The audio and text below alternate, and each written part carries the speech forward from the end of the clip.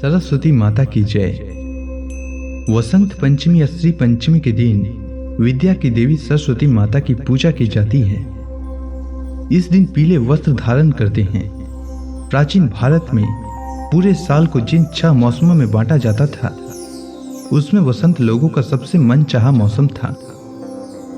जब फूलों पर बहार आ जाती, खेतों में सरसों का फूल मानो सोना जैसा चमकने लगता, जौ और गेहूं की बालियां खिलने लगती, आमों के पेड़ों पर मांजर आ जाता और हर तरफ रंग बिरंगी तितलियां मंडराने लगती, भर भर भंवरे भौराने लगते।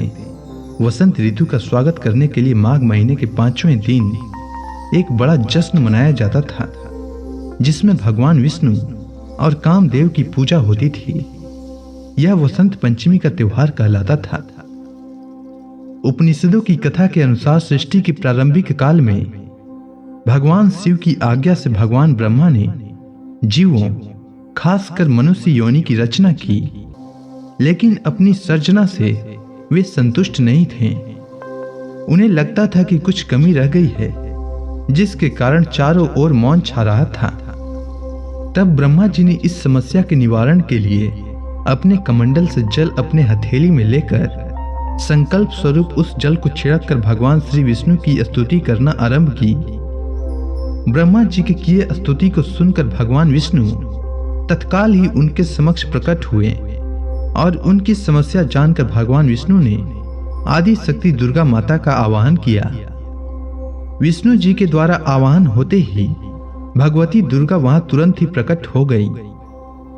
तब ब्रह्मा एवं विष्णु जी ने उन्हें इस संकट को दूर करने का निवेदन किया। ब्रह्मा जी तथा विष्णु जी की बातों को सुनने के बाद उसी क्षण आदि शक्ति दुर्गा माता के शरीर से श्वेत रंग का एक भारी तेज उत्पन्न हुआ, जो एक दिव्य नारी के रूप में बदल गया। यह स्वरूप एक चतुर्भुजी सुंदर स्त्री का था, जिसके एक हाथ में वीणा तथा दूसरा हाथ वर मुद्रा में था। अन्य दोनों हाथों में पुस्तक एवं माला था।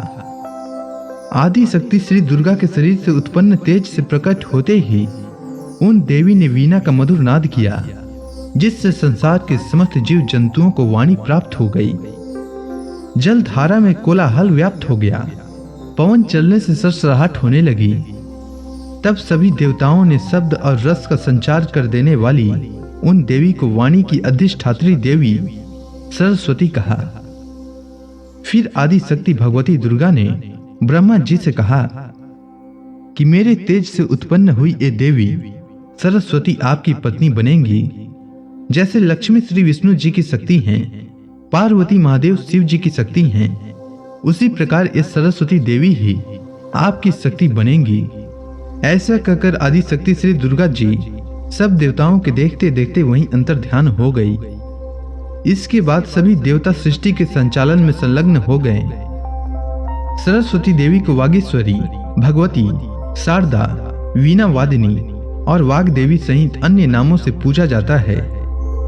ये विद्या और बुद्धि प्रदाता हैं। संगीत की उत्पत्ति करने के कारण ये संगीत की देवी भी हैं। बसंत पंचमी के दिन को इनके प्राकट्य उत्सव के रूप में मनाया जाता है।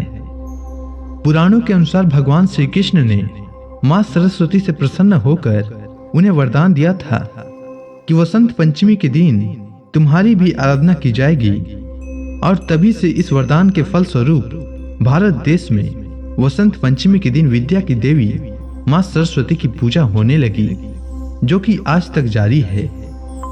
वसंत ऋतु आते ही प्रकृति के कण कण खिल उठते हैं। मानो तो क्या पशु पक्षी भी उल्लास से भर जाते हैं। हर दिन नई उमंग से सूर्योदय होता है और नई चेतना प्रदान कर अगले दिन फिर आने का आश्वासन देकर चला जाता है।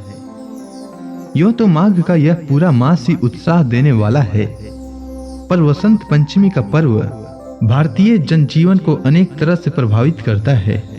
प्राचीन काल से इसे ज्ञान और कला की देवी मां सरस्वती का जन्म दिवस के रूप में मनाया जाता है।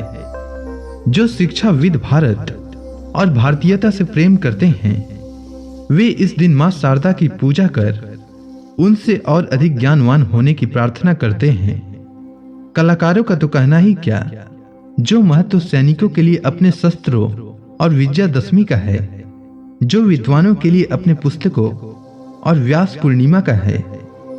जो व्यापारियों के लिए दीपावली का है, वही महत्व कलाकारों के लिए वसंत पंचमी का है। चाहे वे कवि हों, लेखक हों, गायक हों या वादक या नाटककार हों या नृत्यकार, सब दिन का प्रारंभ अपने उपकरणों की पूजा और मां सरस्वती की वंदना से करते हैं। तो इस दिन मां सरस्वती की पूजा अवश्य करनी चाहिए। इससे विद्या और बुद्धि और विवेक की प्राप्ति होती है। उम्मीद है आपको वसंत पंचमी की कथा अच्छी लगी होगी। अगर आपको यह कथा अच्छी लगी हो तो कमेंट सेक्शन में सरस्वती माता की जय लिखना न भूलें। धन्यवाद।